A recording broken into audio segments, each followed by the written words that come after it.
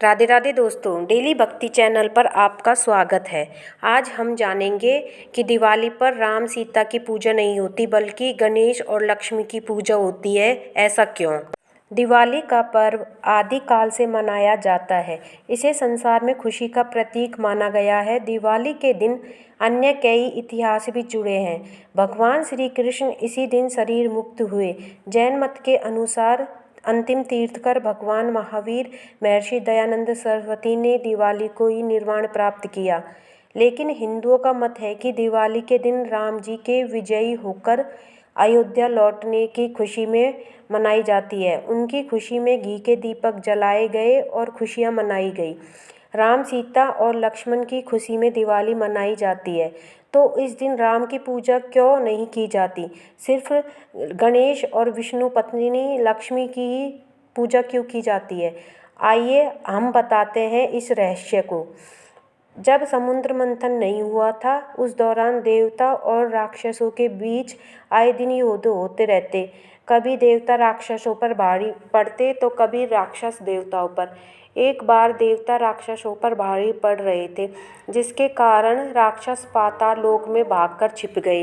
राक्षस जानते थे कि इतने शक्तिशाली नहीं कि देवताओं से लड़ सकें। देवताओं पर महालक्ष्मी अपनी कृपा बरसा रही थी। माँ लक्ष्मी अपने 8 रूपों के साथ इंद्रलोक में थी, जिसके कारण देवताओं में अहंकार भरा हुआ था। एक दिन दुर्वासा ऋषि समामन की माला पहनकर स्वर्ग की तरफ जा रहे थे। रास्ते में इंद्र अपने ऐरावत हाथी के साथ आते हुए दिखाई दिए। इंद्र को देखकर ऋषि प्रसन्न हुए और गले की माला उतारकर इंद्र की ओर फेंकी। लेकिन इंद्र मस्त थे। उन्होंने ऋषि को प्रणाम तो किया, लेकिन माला नहीं संभाल पाए और वह ऐरावत के सिर में डल गई। हाथी को अपना सिर में कुछ होने का अनुभव हुआ और उसने तुरंत सिर हिला दिया, जिससे माला जमीन पर गिर गई और पैरों से कुचल गई। यह देखकर वे क्रोधित हो गए। दुर्वासा ने इंद्र को श्राप देते हुए कहा कि जिस अहंकार में वो है, वह तेरे पास से तुरंत पाताल लोक चली जाएगी। श्राप के कारण लक्ष्मी स्वर्गलोक छोड़कर पाताल लोक चली गई। लक्ष्मी के चले जाने से इंद्र व अन्य देवता कमजोर हो गए।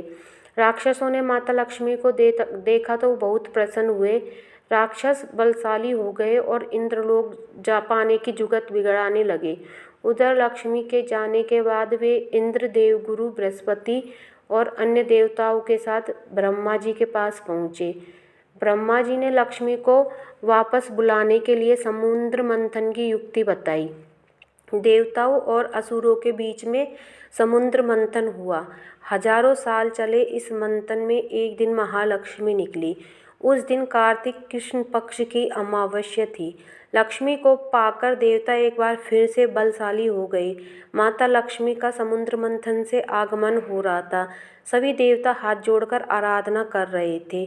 भगवान विष्णु भी उनकी आराधना कर रहे थे। इसी कारण कार्तिक अमावस्या के दिन महालक्ष्मी की पूजा की जाती है, साथ ही रोशनी की जाती है। लक्ष्मी के में कोई गलती न कर दे, इसलिए गणेश जी की पूजा की जाती है।